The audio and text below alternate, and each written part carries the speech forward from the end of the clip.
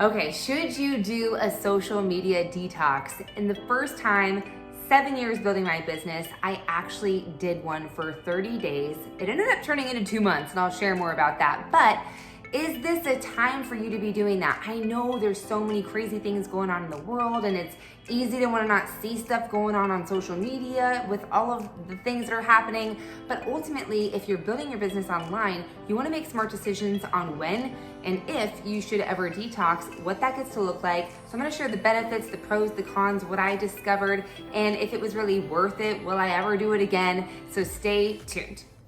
And if you're watching this video right now, thank you, because I know it's been a hot minute since I've posted a video here, 2 months, and I'm excited to be back. This is one of my most favorite place to hang out and deliver the best of the best. All things leadership and business development to help you grow and create epic strategies, systems, processes, and the proper mindset to put behind all of that. So when you're out there doing the do, you have the proper energy in place and you are stepping up as a leader in your space. So if you're not already subscribed to the channel, be sure to do so we can hang out here on the weekly. Okay, so when it comes to detoxing, I want to help you create intention on why you're actually detoxing from social media. Because here's what I find is that a lot of people are just sick of being on social media because of all of the political stuff and all of the vid and all the stuff that's going around right now. So they just want to turn off because they don't want to see that.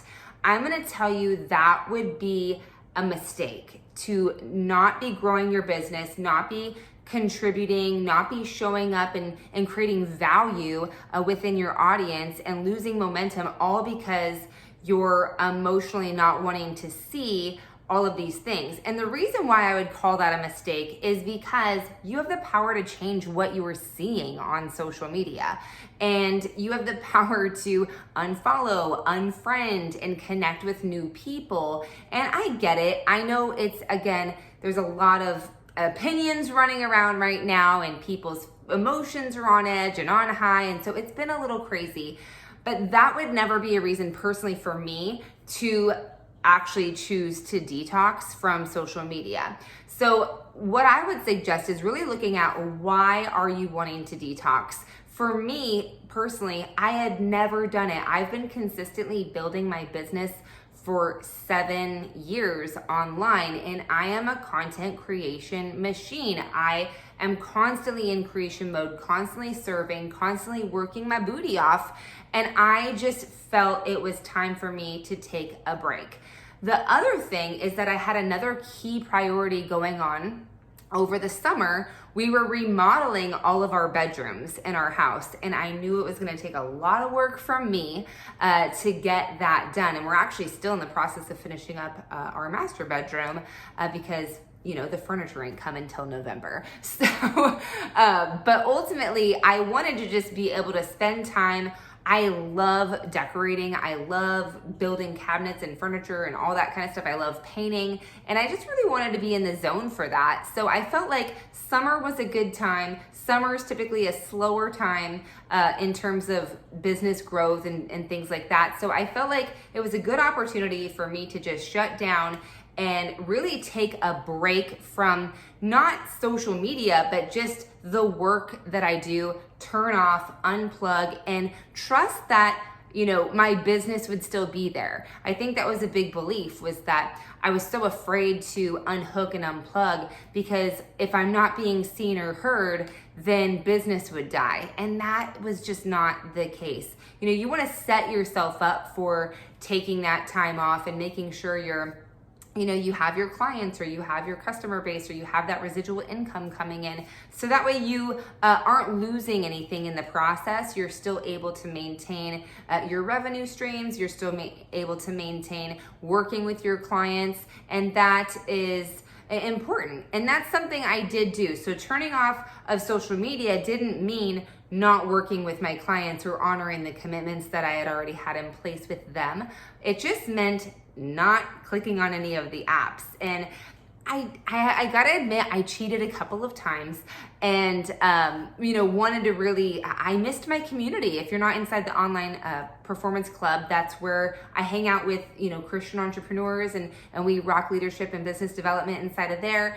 And so I don't remember even why I went in there, but I really had something to share with them. And so I did maybe 1 or 2 times kind of like hop in, but ultimately I gotta say I loved detoxing for 30 days. It was such a stretch. First of all, if you ever want to take yourself on in a new way and do something to unhook from beliefs that aren't true, you want to lean in and stretch into it. So detoxing was really a stretch for me because I have an ego that loves to be seen and loves to be heard and loves to be the center of attention. And I'm a performer, I'm a singer, I'm a musician. I like being on stage and, the star of the show, right? So my ego was going crazy with me not being seen for 30 days. And it really allowed me to just unhook from whatever those beliefs are, like what my ego is actually trying to convince me of.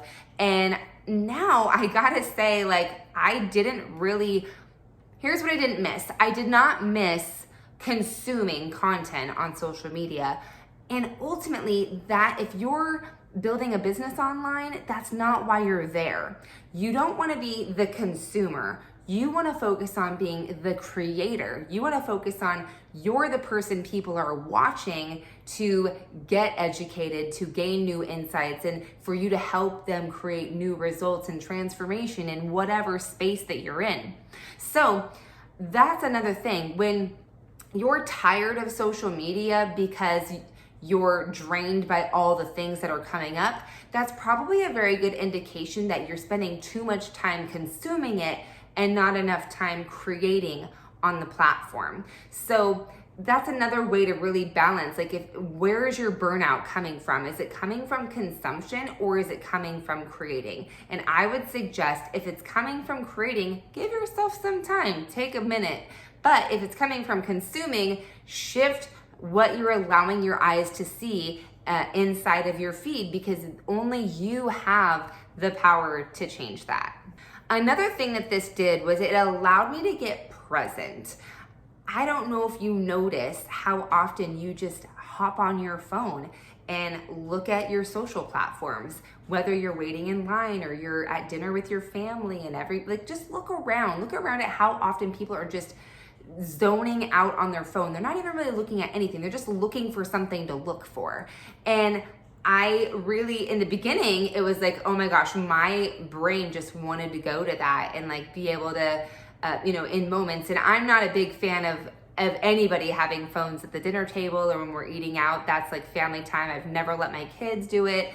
And so we're all connected. But there is times where someone asks a question or we need to just look up something, and then then that causes a chain reaction for everybody else to get on their phones. So I really created a new habit or a new pattern of I don't need to be checking my phone for anything. And of course it's always harder in the beginning, but over that 30 days, I was just really in my groove of remodeling our house, and deliveries of packages and furniture and all kinds of things were coming. So I was super just in that zone and painting and all of that kind of stuff. So I didn't really even have my phone on me that much, which, if you can kind of, have something else to occupy your time, another key priority in your life that you want to focus on, then it's not really tempting for you to grab your phone. Half the time my phone would be in a different room, so I didn't have to stress about it. And now the other thing was it allowed me to uncover what I missed and what I didn't miss about my actual activities when it comes to creating on social media, and how I was gonna approach things moving forward. And what I found is it's not really gonna change too much, because I'm such a big believer in creating content on a social platform and then creating content on a pillar platform like YouTube. So Instagram and YouTube are the main places I am creating content. However, using other platforms, other social platforms to really spread your message far and wide is smart, but you just repurpose the content. So that's essentially what I'm gonna stick to doing. Now, when it comes to engaging, because in order to engage with other people, you wanna spend some time connecting and getting social on social media, it does require, getting into the comments and liking and loving other people's stuff. So how do you do that without getting so strained by all the content you're seeing in those moments? So I have these consuming moments where I'll do a power hour or take 15 minutes and just go and use that as engagement time. However, if I'm seeing things that I don't want to see, I can eliminate that from my feed and start following people where I do want to see their content and I do want to encourage them and I do want to connect and build a relationship with them. So that way, in those consumable moments, there shouldn't be many through the day. There should really legit spend a few moments engaging, but not all day long.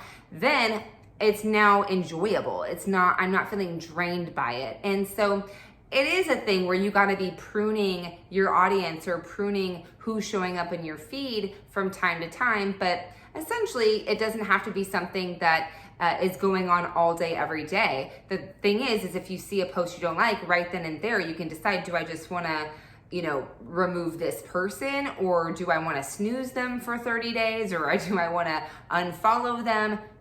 Trust me, once you do that, and then once you start spending time engaging on accounts where you actually do want to connect and be a part of their world and see what they're up to and encourage them, then your feed is going to start changing its tune. This process really allowed me to slow down and stop forcing things to happen. Sometimes when you're in your work and you've just been doing something for so long, you don't realize how hard you might be trying to make something happen. And what was so interesting about this detox was actually I gained followers. I wasn't even on social media. My YouTube channel surpassed 3,000 subscribers and I hadn't posted in 2 months. My reels were getting thousands and thousands in reach that my other reels hadn't been getting. And I find that fascinating because I literally turned off. And sometimes it's just the energy that we're sitting in when we're maybe trying to make something happen, or you're just analyzing it to death or whatever it is. You just slow down, and when it's like watching a pot of water boil. It never boils when you're standing there trying to watch it boil. So I essentially just walked away from the pot and let things just naturally flow. I also really ditched any last bits of doubts or limiting beliefs around views and how much those matter. And it's good to know your analytics and see what's working, what's not working, and how many subscribers, your growth, and all of that kind of stuff. But using it in a healthy way is important.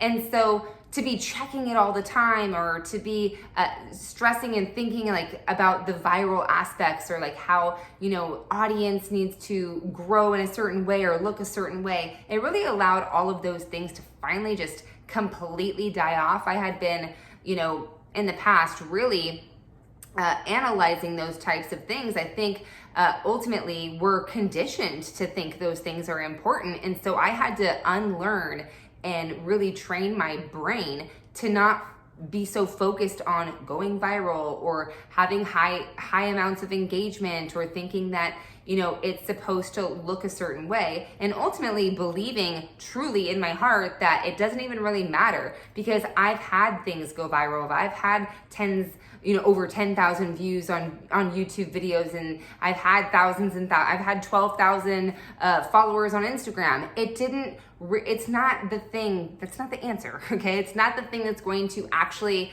necessarily change anything. There's huge influencers who have millions and millions of followers, and they can't even get brand deals because they're not able to sell or make money for those brands because their audience is not an engaged or monetized audience. They're not trusting whoever that is. So ultimately, this process boiled down to me learning to just be okay with not being seen, not being heard, knowing that it's not going to affect my business, and my community's still there. People still know me. I'm not gonna have to stress about any time I want to take any type of detox from social. And it also allowed me to finally release any little bits left and unhook from the conditioned mind that we need to be looking at our numbers, and I need to be viral, and my reach isn't big enough. I didn't get enough followers. I didn't get enough likes. And that is just so exhausting.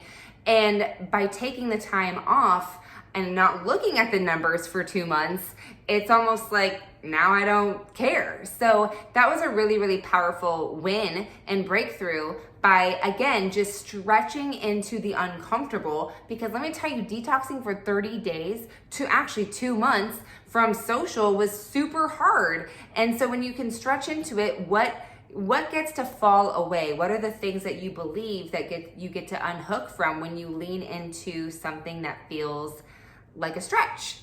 This is something you might find you can relate to as well, is there's this big phrase that goes on in the social world. It's, I gotta make a post. I gotta make a post. I gotta create a post. I gotta do a reel. I gotta go do a TikTok, whatever it is, right? I gotta do a YouTube video. And what I noticed is that intention takes away from the messaging, because now you're just trying to do something to get it out, to get it done, rather than saying, oh my gosh, I have this thing on my heart, or I have this lesson that I learned, or I want to share some insights and some real wisdom with my community, and then going out there and doing that. So I no longer am in that frame of mind where it's like, I gotta do this or I gotta do that. I have a social rhythm of what types of content I like to create, and I no longer am really interested in batching. I may batch TikToks because those are so fast, but I've never had a desire to say, okay, today's batch day, and I'm gonna sit down and I'm gonna come up with 10 different ideas. Like, topics are one thing, but what I found is that it's, again, taking me out of intention, and it's forcing me to have to come up with something when it's taking me out of the moment. It's taking me out of the right now moment, So what I was doing when I was off of social media is thoughts would pop in my head, and things would come up that I thought, gosh, this would be a great insight to share, or just a lesson that I learned. And I, for years actually, have been just writing down those thoughts as they pop up. And so I never really feel forced to have to sit down and create content. And to be honest, being away for 2 months, I wasn't really sure how to re-enter, like, what do I do? It's so weird to be like, well, I'm back. And, it's like, well, nobody necessarily even noticed you were gone that long. So ultimately, it's, identifying the intention behind the content that you're creating and coming up with really awesome messaging or really awesome stories, tips, whatever that is, in the moment, and always remembering to document it, because then if you do decide you want to batch, you do have an intentional thoughts that came up at some point that you can refer back to. Or if you just know, like, hey, right now I have 30 minutes before I take my kids to gymnastics. So I'm gonna do the video that I wanted to do on sharing about my detox. So then either way, it works.